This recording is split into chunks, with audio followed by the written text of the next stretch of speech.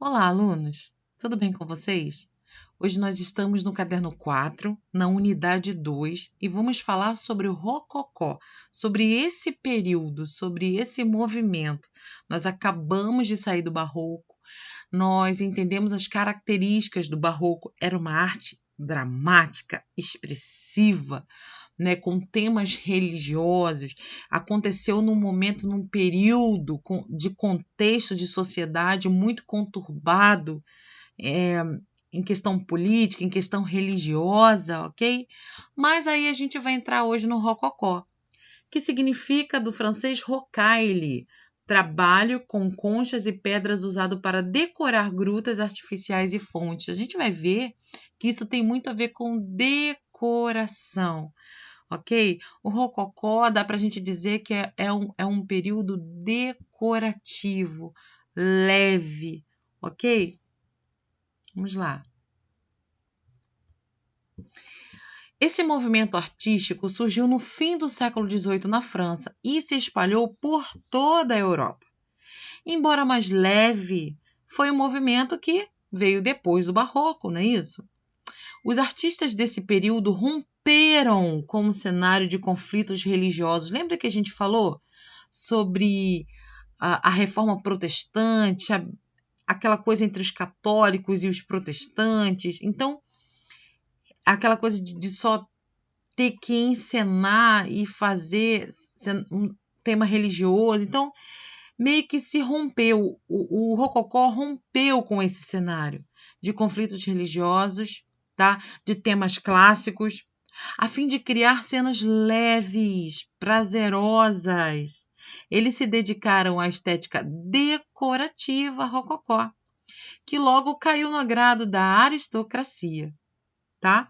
Com a arte rococó, como a arte rococó explorava os valores de uma sociedade que buscava felicidade, alegria de viver e o prazer, os temas comuns aludiam à própria vida cortesã. Então, saímos daquele cenário religioso e aí agora nós vamos ver as representações de um cotidiano, não é verdade? Cenas de festa, de felicidade, de harmonia, de prazer, alegria de viver, ok? Dessa maneira, era possível identificar nesse estilo artístico a estilização de formas da natureza, em especial do mundo vegetal, como flores. Era comum ver flores, folhas, arabescos, ornamentos na decoração interna e externa dos espaços físicos, temas da mitologia, linhas curvas com cores suaves, costumes e atitudes da vida cortesã, festas e alegrias. Podem ser observadas as características do rococó. Olha só quais são essas características. O uso de linhas curvas, delicadas e fluídas e cores suaves, por exemplo, na escultura, na pintura, na arquitetura, nos mobiliários da época e na ourivesaria, que é trabalho com joias e metais preciosos, ok?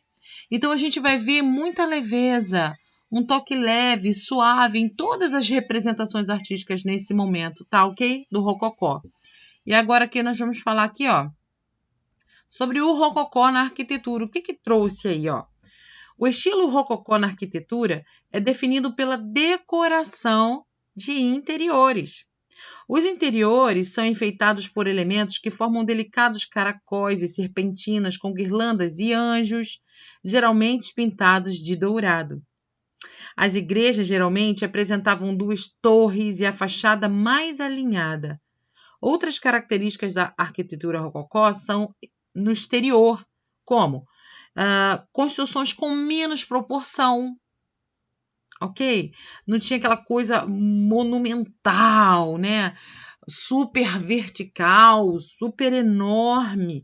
Não, a arquitetura era com menor proporção. Portas e janelas maiores e com arcos. A gente viu aqui nessa imagem acima, olha, deixa eu vir aqui para não me perder. Olha, a gente vê essa arquitetura aqui, tá vendo? Não tem aquela proporção, aquela verticalidade, mas é de menor proporção. A gente vê bastante presença de janelas, né? Olha essas janelas, na verdade parecem portas, né? As janelas tinham essa proporção maior com arcos, né? O ferro, trabalho destacava os detalhes, né? Trabalho com o ferro, não é verdade? E aí, enquanto o interior era repleto de ornamentos dourados, ok? Então, várias igrejas foram construídas dessa forma, tá? Nesse estilo. Vamos lá. Vamos dar uma olhada aqui. Olha aí, ó. Então, a gente vê aqui, na verdade, um palacete. Essas imagens aqui representam um palacete conhecido como Hotel de Soubise na França. Não sei se é assim que se pronuncia, tá? Mas o Hotel de Soubise na França. Ele foi construído para o príncipe François e a princesa Anne, tá? Hoje, na atualidade, esse hotel, né, esse palacete, né, agora virou um museu, né, que acolhe o Museu da História da França. Então aqui a gente consegue já perceber essas características rococó, tá? Olha, primeiramente, olha o tamanho da janela, das janelas, né, que mais lembram uma porta, ok? Por fora, uma arquitetura simples, não tão monumental assim, mas por dentro muito decorada, né? Com detalhes em dourado, os lustres que nós falamos aqui, tá vendo? E também a gente pode falar sobre o mobiliário rococó, né? Que também tinha essa pegada também bastante decorativa, né? As paredes das edificações eram pintadas com cores claras, tá? Aliadas ao dourado e prateado das molduras. Então você vê aqui as paredes, olha aí, ó, sobre o que nós estamos falando. A parede era de cor clara, mas era aliada ao quê? As molduras em dourado, em prata. Então você vai ver uma coisa assim bastante volumosa no que diz respeito à decoração. Quando você olha uma imagem dessa, você consegue enxergar bastante volume, não é verdade? O que seria um teto simples, o que seria uma parede simples, você consegue enxergar muito, muito, muito volume por conta mesmo dessa coisa de moldura, de dourado, não é verdade? Quando você coloca um escuro e um claro, você consegue enxergar volume, certo? Também a gente consegue ver nesse mobiliário rococó também telas, molduras das telas, dos espelhos. A gente também vê a tapeçaria, os afrescos em alto relevo, tá? Então, a gente consegue de fato ver essa decoração bastante volumosa. Olha aí, ó, o mobiliário, tá vendo? Todo trabalhado, volumoso, né? E trabalhado no dourado. Olha essa parede aqui, gente, sem brincadeira, coisa mais linda, né? A gente vê também uma característica que são a madeira no piso, ok? Essa é uma característica importante também para o rococó, né? Para a decoração de interiores, ok? Então aqui, ó, já é outro lugar, tá bom? Aqui vem a descrição, é um palácio de Nymphenburg, tá? Em Munique, na Alemanha. Olha que interessante essa parede, quão volumosa ela é. A gente não enxerga ela como uma parede simples, né, gente? É muito volume. Na verdade, olha o tamanho dessas janelas, né? Então, são características do rococó, né? Arquitetura com menos grandiosidade, mas com um interior bastante decorado, com essas características que a gente viu, né, das janelas, tá? Então, a gente vai passar aqui agora para a pintura rococó, tá? Que tinha dois elementos bem distintos, tá? Distintos. Um deles é a pintura como retrato da vida cotidiana da elite europeia. Quando a gente fala em aristocracia, nós estamos falando sobre a elite europeia, tá? E aí a gente vê essa pintura sendo feita na decoração de interiores, na verdade, das igrejas, dos palácios, tá? A gente também vê nesse sentido. Então, a gente vê Momentos distintos. A pintura como pintando de maneira simples, né, leve, a vida cotidiana. E a outra, a pintura interior das igrejas, dos palácios, ok? Pinturas de interiores. Então, era uma coisa também mais suntuosa, né? Os pintores desse estilo abandonaram o drama barroco e trouxeram temas de festas, do amor, da vida alegre, sem preocupações. A gente lembra da pintura barroca, né? Da carga de dramaticidade e expressividade nas cenas religiosas. Já o rococó trouxe essa leveza. Aqui tem uma imagem para a gente poder, uma obra que a gente pôde printar certas partes importantes que nós estamos estudando aqui, ok? Aqui a gente vê, olha só, a incisão da luz, né, lá atrás das árvores, a leveza como que foi feita o principal plano, porque nessa obra, embora a gente consiga observar tantas coisas, o que mais chama a atenção é essa mulher se balançando na árvore, que traz retrata pra gente uma delicadeza, uma cena de felicidade. Não é verdade? Uma cena de cotidiano, sim. É uma menina que está sendo empurrada aqui. Você vê um homem puxando, né? Empurrando ela num balanço. Traz essa leveza, essa felicidade, né? Os movimentos, você consegue ver esse homem aqui também, olhando para ela numa coisa simples e delicada e leve, sem carga dramática. Aqui a gente vê, lembra que a gente falou sobre isso, sobre as esculturas do Rococó? Também tem essa questão deles retratarem anjinhos, tá vendo? Então é tudo muito delicado, né? Vamos lá.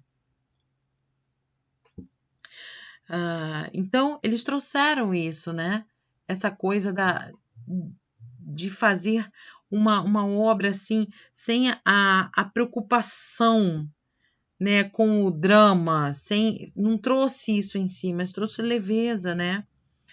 Então, como a gente vê também aqui anjinhos, alguma coisa relacionada a religiosidade, né, que anjo é um ser celestial, dá para se dizer que também existe essa superficialidade na pintura do Rococó.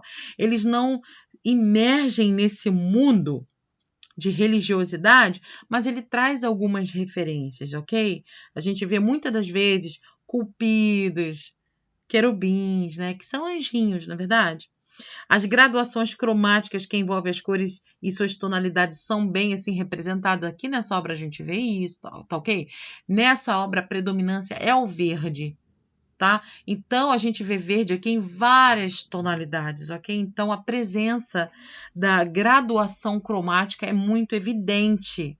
Lembra que lá no barroco a gente vê muito fundo escuro e o elemento de evidência claro? Aqui não, a gente vê a graduação das cores, na verdade, muito presente. E a leveza do pincel, certo? Vamos lá.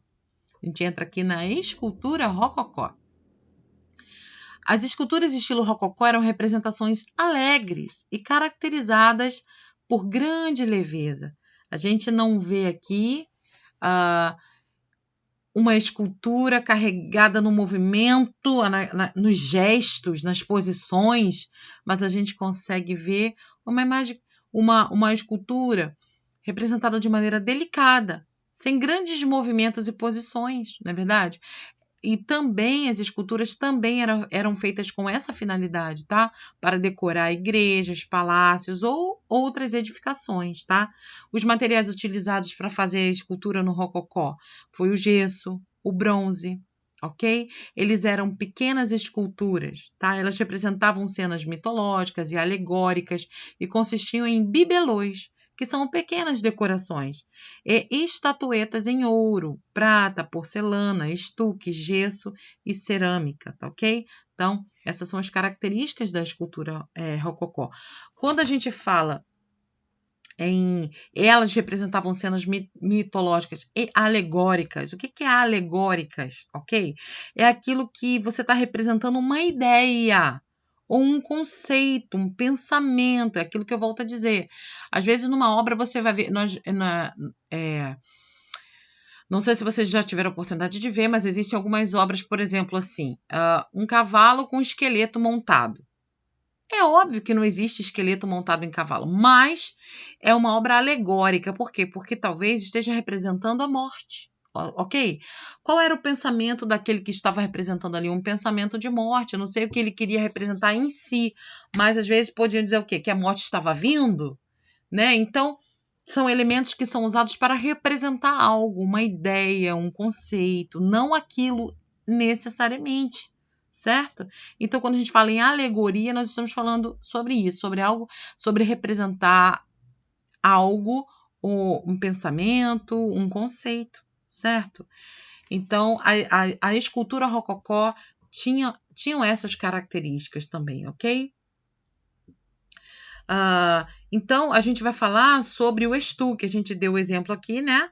Do que era feito, a escultura, de quais elementos, né? E falamos sobre o estuque, na verdade, que é um tipo de argamassa muito utilizada nas decorações das paredes. Olha só isso aqui, ó. Aqui, na verdade, isso era muito comum no rococó. As paredes esculpidas, tá? E o nome disso aqui é estuque. Por quê? É um tipo de argamassa, ok? Ela é feita com cal, pó de mármore, gesso e cola. Então, quando tudo isso se mistura, quando fica úmido, torna-se maleável para esculpir as decorações arquitetônicas, tá? Por meio de adição de mais cola, a mistura. E aí eles, na verdade, parece dar a sensação, quando nós olhamos essa escultura, essa parede, nos dá a sensação de ser mármore. Mas, na verdade, não é. É estuque, ok? É uma mistura de cola, cal, pó de mármore ou gesso, ok? Então, essa mistura, quando úmida, ela consegue dar ao artista a possibilidade de manuseá-la, né? De esculpir. Então, era muito comum, ok? O estuque no rococó, na escultura rococó, ok? Esse tipo de trabalho. Muito bem, gente. Aqui são as atividades. Eu peço que vocês façam essa atividade. Nós pincelamos hoje, ok, sobre esse movimento, sobre esse período do rococó, que nos trouxe muita leveza. Nós saímos de um período muito conturbado, melhor assim dizer, e aí a gente entrou no rococó, que nos trouxe essa leveza, né? E na próxima unidade nós vamos ver o barroco e o rococó no Brasil, né? Nós vamos ver aí essas influências no nosso contexto, ok? Eu espero que vocês tenham gostado. Façam todas as atividades dessa unidade e a gente se encontra no chat.